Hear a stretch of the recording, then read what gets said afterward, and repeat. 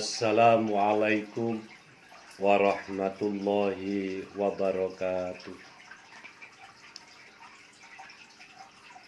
Sahabat Muslim dimanapun Anda berada, pada kesempatan kali ini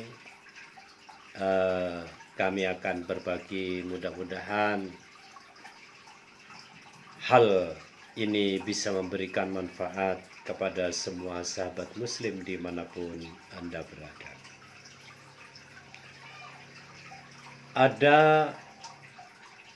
beberapa jenis penipuan secara online. Sebelumnya perlu kami sampaikan kepada semua sahabat Muslim dimanapun berada bahwa di tempat kami sering ada beberapa tamu, sehingga di antara kami ada beberapa konsultasi terkait beberapa hal, termasuk di antaranya adalah sejenis penipuan online. Yang pertama yaitu tentang jual beli HP yang rata-rata itu ada di Facebook. Tidak semuanya ya, sebagian. Yang mana situs resmi tersebut menjual HP baru yang murah. Nah, lantas selisihnya terlalu jauh dari pasaran. Contoh yang ada kemarin itu melaporkan di luar, di counter umum itu harganya kisaran 4 juta. Nah, sedangkan di situs online ini adalah memberikan harga 500.000. Ada selisih 3.500.000. Dan ini situs sangat banyak, terutama di Facebook. Dipastikan model penjualan HP yang semacam ini adalah penipuan. Jangan tertipu, jangan terpedaya. Bagaimana modusnya? Awalnya adalah nanti disuruh transfer DP. Setelah itu nanti akan diberi iming-iming segera dikirim dan lain-lain. Tidak bisa terkirim, harus menambah ini dan lain sebagainya. Ada sebagian memberikan ancaman dan lain-lain, sehingga si korban tidak berdaya. Bisa jadi HP tidak jadi dikirim, atau kalau begitu si korban terus disuruh mentransfer uang dengan berbagai alasan. Logika akal sehatnya, seandainya memang ada HP yang murah di bawah pasaran dan itu bagus, tentunya sudah diborong oleh counter-counter. Dan kalau ada HP murah jauh di bawah harga counter penjualan HP umum, dipastikan itu adalah penipuan. Itu satu masalah HP, tolong hati-hati. Itu sangat menarik iklannya. Tapi tamu-tamu kami mengatakan mereka semua tertipu dan tak pernah terkirim. Itu satu masalah HP. Yang kedua yaitu yang marak lagi tentang jual beli motor atau sepeda motor. Di Facebook juga yang banyak, walaupun tak semuanya ya. Mereka mengatasnamakan oknum Polda biasanya dari luar daerah. Dan mereka mengatakan ini mobil sitaan, ini mobil yang sudah tidak diurus oleh pemiliknya. Nah, di situ sehingga harga motor ini menjadi murah, jauh di bawah pasaran. Yang seharusnya seharga 15 juta, di situ hanya 6 juta. Nanti akan dikirim lewat jasa pengiriman. Nah, setelah membayar DP mungkin berapa? nanti dengan alasan tidak bisa terkirim kecuali harus menebus biaya cukai dan entah apalah alasannya, sehingga harus transfer lagi. Biasanya modusnya semacam ini dan tak akan pernah terkirim karena ini adalah modus penipuan. Hati-hati, seandainya memang ada motor atau sepeda motor sitaan dan lain sebagainya memang murah, tentu oleh mereka akan dijual ke showroom lebih cepat lakunya. Tapi showroom tak akan mau karena itu adalah penipuan. Ini yang kedua, masalah motor. Di tempat kami Malang Selatan banyak sekali yang tertipu. Padahal kami ini di desa ya, tapi banyak sekali yang tertipu.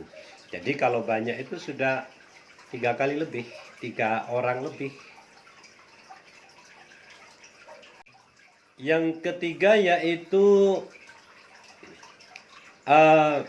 penipuan dengan indikasi atau dengan modus seseorang mendapatkan hadiah, baik itu dari bank atau dari sebuah perusahaan, atau mendapat hadiah dari artis, telah ditelepon oleh artis, telah ditelepon oleh dermawan. Lantas nanti ujung-ujungnya disuruh ke ATM untuk menerima transfer. Apapun bentuk hadiah itu, kalau masih disuruh ke ATM dan dipantau dari jarak jauh, itu adalah penipuan, pasti sudah. Karena apa? Tidak perlu ke ATM kalau memang dapat hadiah, sudah ditransfer ya sudah. Karena apa? Dengan ke ATM, nanti pada akhirnya Anda terperdaya, tanpa sadar akan mentransfer uang Anda sendiri ke pihak penipu, dan ini sudah termasuk penipuan umum. Beberapa bulan yang lalu kami mendapatkan telepon dari termasuk katakanlah rekan kami di Kalimantan bahwa mereka tertipu akan mendapatkan hadiah dari bank. Mereka sudah teman saya ini sudah mentransfer sekitar hampir 25 juta dan semuanya hilang, tidak bisa kembali. Sahabat muslim, hati-hatilah,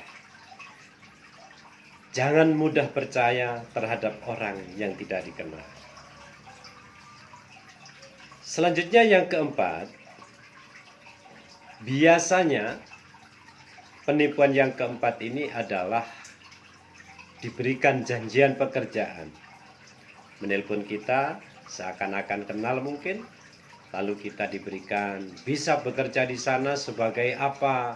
Ini yang pernah pada kami sendiri, akan diberikan sebagai penjual pulsa di suatu perusahaan di luar daerah yang mana sinyal wifi tidak bisa nyampe ke sana. Disuruh menjadi agen pulsa dengan pendapatan sebulan kurang lebih 7 juta. Lama-lama endingnya kami disuruh mencoba untuk transfer dulu pulsa sebagai percobaan. Baik, walaupun itu jumlahnya minimal, kecil, 40.000, tapi begitulah. Itu semua adalah penipuan. Sahabat muslim yang dirahmati Allah, masih banyak yang lagi. Pernah ini pada teman kami sendiri, surat berharga jatuh di suatu jalan. Ini yang kelima ya. Surat berharga waktu itu adalah surat izin tambang. Memang surat izin tambang ini ratusan juta harganya, nilainya. Nah, lantas di situ karena ada nomor telepon dan lain sebagainya, tapi kami sudah menduga sebelumnya bahwa teman kami ini minta konsultasi, saya duga akan terjadi semacam itu. Dan benar, setelah kami hubungi dan lain sebagainya, kami akan diberi hadiah 75 juta bila mau mengembalikan surat tersebut. Sehingga terjadilah telepon menelpon sama, akhirnya disuruh ke ATM. Jadi kami pura-pura ke ATM karena waktu itu kami juga belum begitu hafal tentang mode di ATM, maka ketahuanlah bahwa kami tidak berada di ATM pada waktu itu. Namun inti dari masalah ini, contoh semacam itu hanyalah penipuan belaka. Selanjutnya yang keenam, mohon maaf yang sebesar-besarnya. Yang nomor 6 inilah hal yang sangat umum, dan kami di tempat kami bahkan menangani kejadian ini yang senyatanya. Apa itu?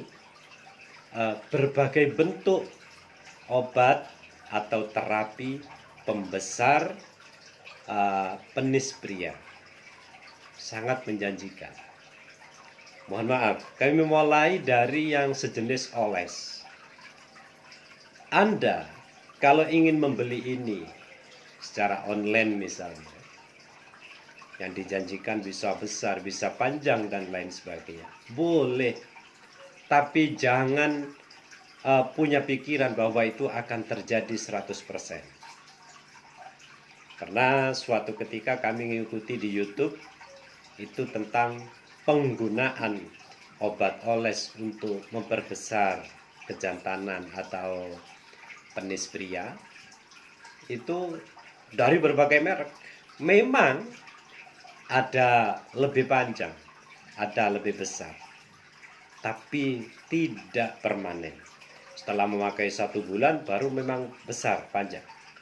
Tapi setelah libur 1 bulan kembali lagi. Padahal produknya harganya mahal dan tidak mungkin kita melakukan terus-menerus semacam itu. Ya, entah itu namanya penipuan atau enggak, kan bilangnya besar, panjang, secara permanen. Dan ini biasanya secara rahasia para tamu itu untuk menceritakan hal ini. Hadirin, sahabat muslim dimanapun Anda berada, jangan tertipu dengan semacam ini. Terjadi apapun kita sulit komplain pada mereka. Sulit, tidak bisa komplain. Maka dari itu hati-hatilah untuk membeli obat pembesar penis dengan berbagai bentuk yang nanti tidak akan sesuai dengan yang Anda harapkan. Dan yang pernah tadi itu yang setelah kami sampaikan. Juga terkait pembesaran penis, ini yang memang ada praktek langsung. Saya tidak bisa menyebut jenisnya. Mungkin banyak orang ada yang cocok.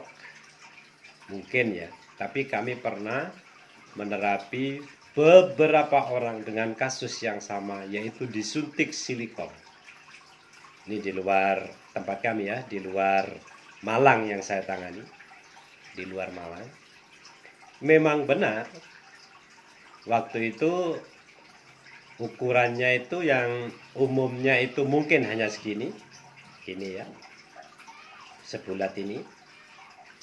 Mungkin normalnya, nah setelah pakai itu hampir 1 gelas gini. Segini, besar tapi pendek.